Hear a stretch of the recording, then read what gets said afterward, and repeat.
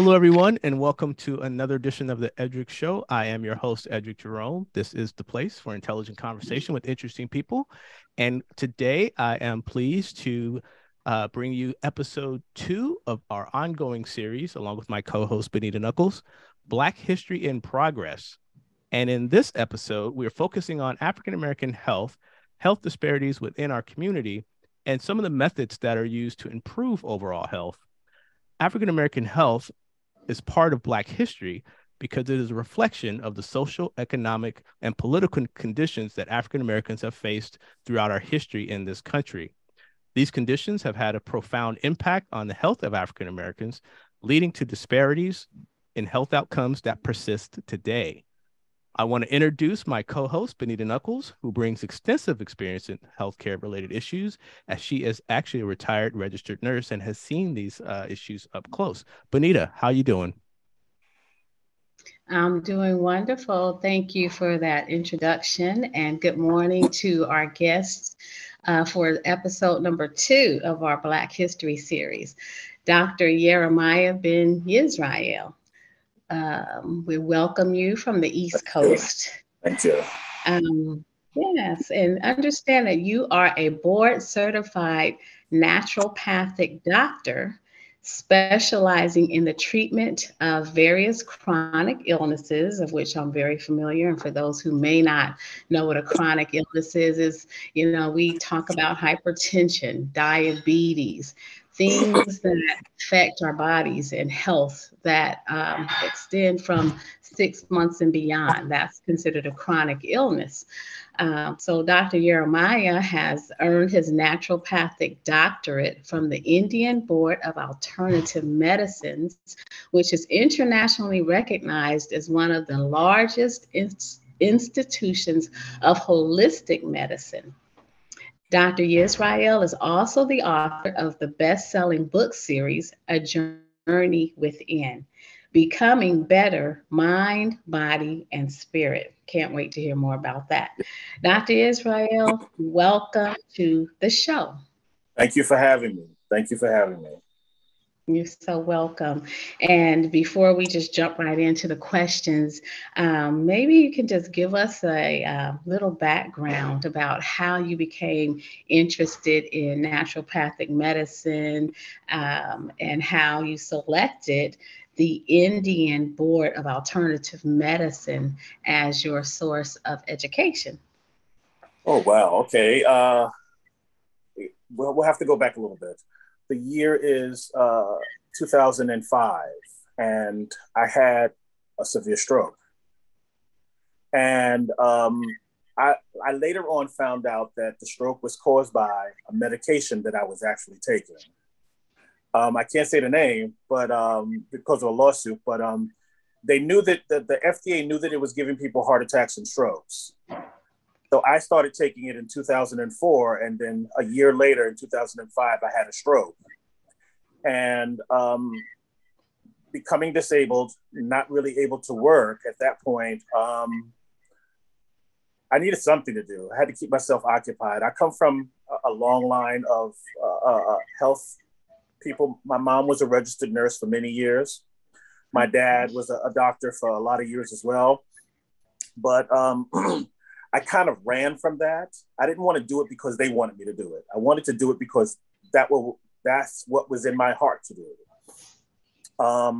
So going through the paces of trying to recover from the stroke, I think about 2008 or 2009, I began to do a little bit of research and decided that I wanted to go into medicine, but I wanted to go into medicine in a different aspect than regular traditional Western medicine.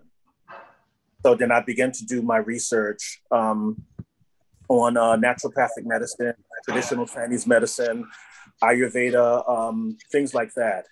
And the Indian Board was one of the first places that really gave me the information that I was looking for as far as those type of modalities are concerned. Thank you for sharing that. Very interesting. Definitely the opposite end of the spectrum from Western medicine as we know it today, right? Yes. most Okay. definitely. Yeah. So this leads me to the first question in our series. Can you tell me about your naturopathic treatments that you studied and also that you actually share with yourself and how they address some of the common health conditions such as strokes and diabetes and hypertension, those things that generally plague the African American Black community? Well, excuse me, to begin with, I'll start with diabetes because that's what caused my issues. And as you know, being a healthcare provider as well, um, the African American community is very much disproportionate when it comes to effective healthcare as far as diabetes. One of the good things about naturopathic medicine is that we kind of step out of the norms, of taking like a metformin pill or an insulin or something like that. And then we try to get into dietary changes. The majority of things we will do as a naturopathic doctor is those dietary changes are number one, because what you put in is what builds your body, what builds your cells. So we try to do dietary changes first.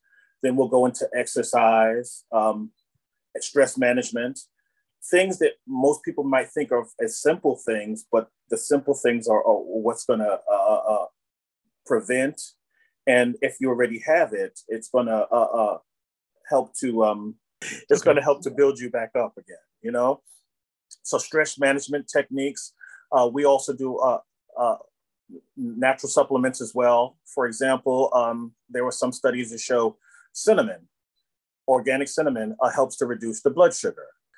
Something as simple as sprinkling cinnamon on your cereal or putting a tablespoon of cinnamon inside your tea in the morning, if you're diabetic, can drastically help to reduce your blood sugar. Things like hypertension, some naturopathic treatments for hypertension as well. Again, it starts with our diet. Us as African Americans, sometimes we don't have the healthiest diet. We want to eat things that we know we should not be eating. I don't want to take it too far into like a biblical perspective, but the Most High laid out a whole bunch of things that we're not supposed to be eating. And when we do eat those things, that's when we get hypertension and heart disease and other problems as well. So with hypertension, we'll start with the dietary changes, more fruits and vegetables. I tell people go into the reds, the greens, the blues. Those are the colors. Blueberries, raspberries, collard greens, green leafy vegetables, those type of things. They're going to increase your blood, reduce that hypertension, and give you a better overall health. In addition to, you mentioned the foods and some of the things that contribute to some of the disparities in our community, what are some of the other cultural aspects of our community that contribute to health? I mean, are there other things that contribute as well? Oh, most definitely. As you go around the nation, and I'm in New Jersey and in New York, and I know it's not just in our area as well, but there are a lot of things that are known as food deserts, where people, African Americans and other minorities, they don't have access to healthy fruits and vegetables. They don't have, you'll see a fast food restaurant on every other corner, but you won't see a fruit market. You won't see, I know we have farmers markets in this area sometimes, but you don't tend to see those as often in African American and other minority areas as well. So a lot of times those type of things, no access to good quality water, fruits and vegetables, just in general, not having access to those things can cause issues as well. But Benita, can I have just a quick follow-up? Because in addition to that, you mentioned naturopathic and stress management. And I know in certain communities, there's a heightened level of stress just because of the things like police brutality and all the other kind of things that go on in our community. Maybe you could speak a little bit about the mental health aspects of some of the things you can address with your treatments. Well, one of the things that I was prescribing to some of my clients is meditation. Something as simple as taking 10 or 20 minutes per day, just to be mindful of your surroundings, be mindful of whatever blessings. If you woke up this morning, I understand we have police brutality and we have socioeconomical issues and things of that nature, but just to be able to be mindful of the good things that we have going on. Don't get me wrong, everything in life is not going to always be a good thing, but if you can just pick one thing out of that moment, it doesn't have to be a great big thing. Sometimes it's the small things that we appreciate the most, and those small things can build into larger things as well. So meditation, just being mindful. I was teaching my son something just a few days ago. He's 9 years old. I was teaching him about grounding, where you just take your shoes off and your bare feet touch the ground. And he was asking, he says, what does that do? And I said, well, everything has energy. The earth has energy. So sometimes if we just take our shoes off and we just place our bare feet on the ground, that energy comes up into us and it helps to de-stress. And he just sat there with his eyes closed and just listening and just being in that moment. So sometimes just being in the moment can tremendously help to reduce stress as well. Thank you. Very welcome. That was a very good part to add to this, because as we talk about the word holistic, I can't help but think about nature. Everything, and I heard you mentioned earlier the Most High, who Yes. some people call God, some people call the Creator, but we know that everything that was created, was good and meant to be a part of us as energetic beings. You said Exactly. Energy is everything and everywhere.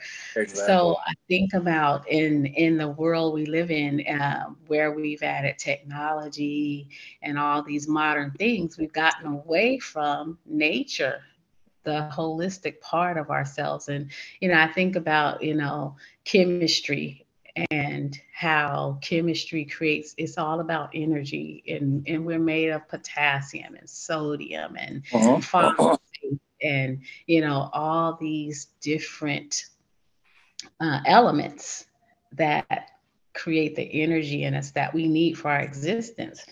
And so sometimes I think we overcomplicate life. We overcomplicate everything when, like you said, if we just stop and ground ourselves and just get back to that very nature, the very nature of what's in our environment, what comes from the ground, what comes from the soil, we could solve a lot of these problems. And it sounds like a lot of our health disparities, and it sounds like that's what you're doing. So I applaud you for that, and I just encourage us human beings to not look at energy as being something weird. And sometimes when you talk to people about these things, they think you're some kind of alien, but really that's who we are. That's how we're made and we're created, and things that we need for good health were created for right here for us. But then we come back to medicine, alternative medicine. And so that leads to the next question. How can, in your perspective, alternative medicine and holistic medicine complement traditional Western medicine? Because I know there are some good things in Western medicine. I'm not knocking it at all. We need a lot of the diagnostics and things of that nature that Western medicine has to offer us. But how can these two styles work together and complement one another to improve our health and your health outcomes in your perspective? Well, first and foremost, we have to understand that we cannot have one without the other. In fact, they actually call it CAM, complementary and alternative medicine, because they have to work together. Where I can provide certain treatments for certain ailments, I personally can't do X-rays. I can't do blood tests. I can't do those type of things. So what I do is when I was practicing, I would send my patients to their primary doctor. They would get the blood test done. They would get x-rays, all types of labs, and then they would bring those results back to me. Then I would look over it, and that's when I would formulate a game plan. And I had someone ask me just a few days ago, what's the difference between alternative medicine and Western medicine? And I'll explain it to them as this. You're driving in your car and your check engine light comes on. Western medicine will lift up the hood, find the wire that's causing that light to come on and cut it so that the light goes off. What alternative medicine does is we'll lift up that hood and we'll follow that wire to find out what's the cause of that light coming on. We attack the cause of that problem so that the light doesn't have to come on any longer. But again, they have to work hand in hand. You know, you can't just say, okay, well, my head is hurting, let me take this pill, because all the pill does is stop the pain from coming. It doesn't stop the root cause or the symptoms that's causing that headache. Maybe your headache is hurting because your blood pressure is high, or maybe your head is hurting because you've been stressed out, or maybe your head is hurting for various other reasons. We need to find out the root of that problem, attack the root, as opposed to just masking the symptoms. I tell people it's like putting a Band-Aid on a bullet wound. It's not going to last. You won't see the blood for a little while, but it's not going to heal the underlying issues. And that's what we try to attack, the underlying issues. You know, so I do believe that Western medicine and alternative medicine, they have to work hand in hand. If you've seen my book, A Journey Within, the person who wrote the foreword was a colleague, a regular Western medical doctor. And she said, when I had presented my project to her to write the foreword for my book, she said she knew it was from God because she had been considering transferring over to alternative medicine for such a long time. You know, so we have to be able to work hand in hand. Absolutely. And Benita, you mentioned a higher power. Doctor, you've just mentioned the impact of a higher power.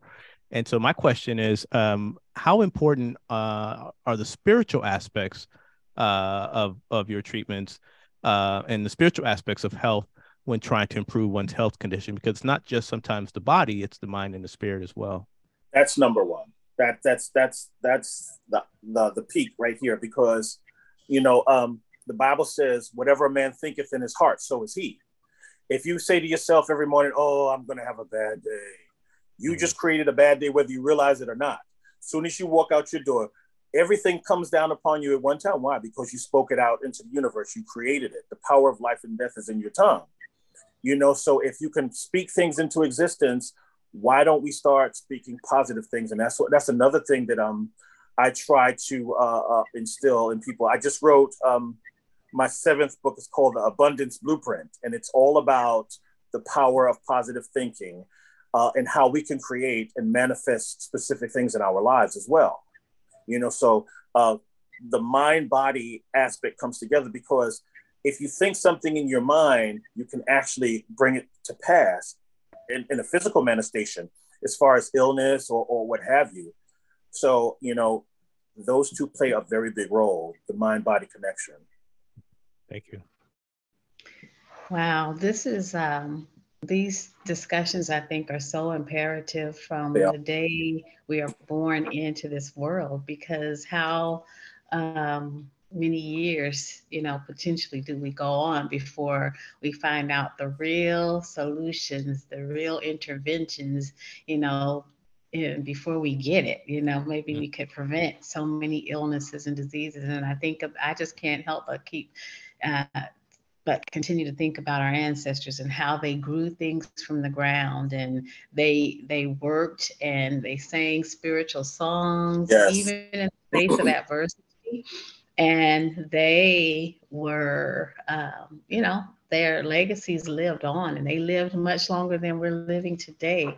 So I think there's a lot of lessons to be learned, and it's not necessarily from something that's created new in the future, that's even present now. But, you know, as we, you know, started our Black History series, we talked about the past, present, and future. And so we cannot go forward without revisiting the past and see how those things worked for them. Most And definitely. doing, yeah, so that's this marriage of the complementary and alternative medicine. I agree. We can't have one without the other, and one is not necessarily better than the other, but we need them both They for. have to work cohesively. They have to work cohesively. And then a quick thought, like you were saying about the ancestors. My grandmother was 104 when she passed. And when I began this journey on learning my naturopathic medicine, I thought back to something that happened to me when I was in high school. Um, I had, we were scheduled to take school pictures. And I had the biggest fever blister right here on the top of my mouth. And my mom sent me to the doctor. He gave me a cream. I put the cream on. I was putting the cream on 2 or 3 times a day. Nothing happened. And I went to my grandmother's house and she said, hold on, baby. She said, there's a bush right outside the house.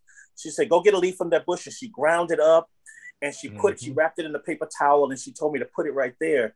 And I stayed at her house for about an hour or so. Before I left her house, the fever blister was gone. It had dried up and went down. Wow. So just to make you think, you don't get to live to be 103 years old without acquiring some knowledge. And I thought about that over the course of my lifetime and my medical career, because she was my first motivation, because that wasn't the first time she had done things like that. When I had my oldest son, he had thrush, and she told me some things to do, and the doctors had given me this prescription medication and it didn't take it away. I did what my grandmother told me right away. She also had 14 kids, so you know a few things as well. Wow. To be alive in those days. Yeah. Yes. So this next question, something I think about often. I won't tell you my exact age, but I'm close to 60. Okay. 60 years. And, I do not have any pharmaceutical prescriptions. I have a drawer full, working on 2 drawer fulls of holistic herbs, and cinnamon is one of them, Yes. and so on and so forth. Things that I'm learning at this stage in life. But I really don't know if the dosages, the amounts that, because on a lot of these holistic remedies, it'll say right on the label, this has not been tested By the or FDA and things like that. Yeah. correct. Yes. So the question, are there potential risk and side effects of naturopathic treatments? And if so, what are they and how can they be mitigated? Yes, there are potential risks and side effects of any naturopathic treatment, just as there are potential side effects to traditional Western treatments. Some of the risks and side effects of the treatment include adverse reactions. Certain herbal supplements and other natural remedies can interact with prescription medication if you are taking those type of things, or cause allergic reactions in some individuals. Like I had a patient in the past who told me, oh, well, someone had mentioned to her that she can take turmeric with curcumin. It's called curcumin, natural turmeric for high blood pressure. But she didn't tell me at the beginning that she was taking blood thinners. If you take turmeric and you have blood thinners, it kind of quadruples the dose of whatever medication you're taking. So you can literally bleed out. Okay. Also, as far as naturopathic medications, sometimes there could be a misdiagnosis. You can go to someone who doesn't have a specific training in a specific area, and they can misdiagnose you for something and prescribe a remedy for you, and that remedy can cause adverse reactions as well. You brought up the point about some of these medications or some of these supplements not being regulated by the FDA. So there can be contamination when you purchase these products. Natural remedies such as herbal supplements can be contaminated with harmful substances including heavy metals, pesticides, and microorganisms. So when you do purchase these things, you have to, just like you go into a CVS, you have to purchase them from a reputable place. I try to purchase them from a non-GMO, non-GMO, and they don't spray pesticides and things like that for the herbs.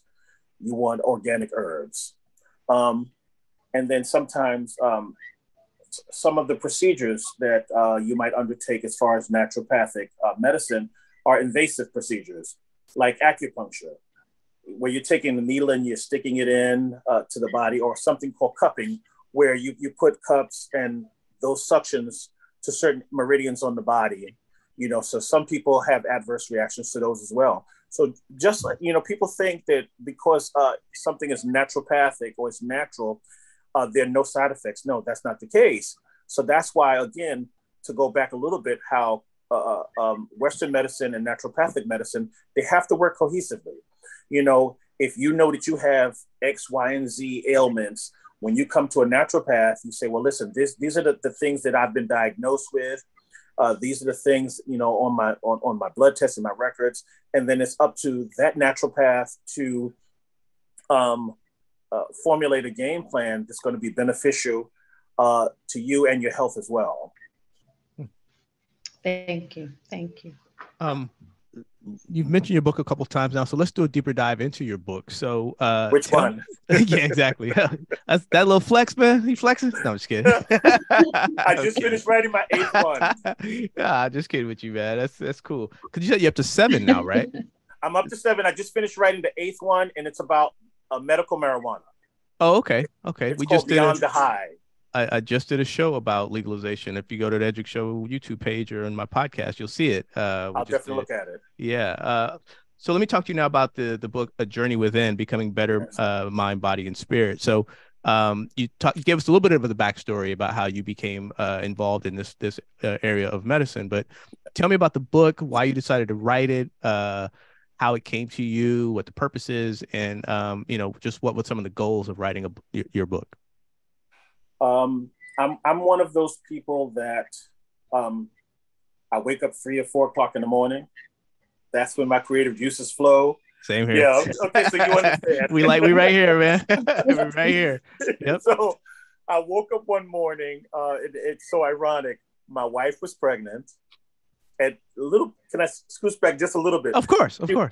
She was having issues getting pregnant. And what we did was we went to an alternative medicine doctor. He did a combination of acupuncture and some herbal medicine. And less than 2 months after she started the treatments, she was pregnant. Wow. So, to go forward. So one morning, about 3 or 4 o'clock in the morning, my wife was pregnant. I realized, I'm going to need to bring in some extra income. So I always revert back to the things that I know the most to produce income, so I started writing my book. It's so funny how things happen. I started writing my book. My wife was working and going to school at that time. So whenever she would come home, she realized she couldn't talk to me until after 7:30 because from the moment she would go out till about 7 o'clock, my focus was just on writing my book. And I try to get, one of my mentors told me years ago that Americans specifically have very short attention spans. So each chapter is so small, it's a very small chapter, and each chapter is followed up with an exercise that you do to create that betterness, mind, body, and spirit connection. So it's 360 pages, but each chapter is a small chapter, and you can't skip ahead. It's not one of those books where you can skip ahead. It's very methodically laid out. You have to do chapter 1, read chapter 1, and then do the exercise, and then read chapter 2 and do the exercise. You can't skip to chapter 6 or 7 and expect to get anything out of it. It's one of those things that as you begin to follow the progression and you look back, you're going to say, wow, I actually see myself becoming better, both physically, mentally, spiritually as well. Did I answer the question? You sure did. Thank you.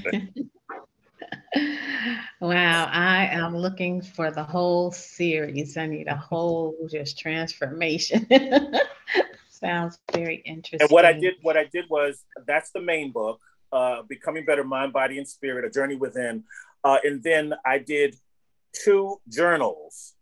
The first journal is weeks 1 through 26, and then the second journal is weeks 27 to 52.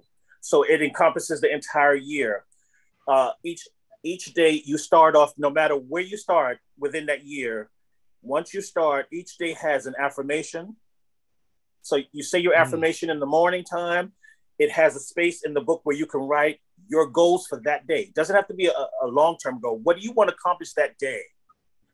So that once you finish weeks 1 through 26, you can turn around and say, look how much I've accomplished over the last 6 months.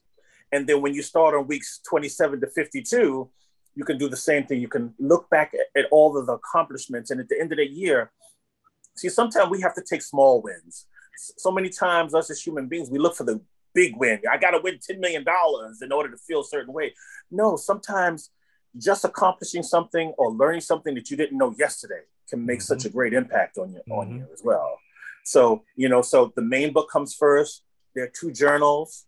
And then what I did was also, I wrote a cookbook, and each recipe, I take one ingredient out of each one of those recipes and tell you all of the medicinal properties of that ingredient. So like, cinnamon, I tell you cinnamon lowers blood sugar. It reduces inflammation in the body.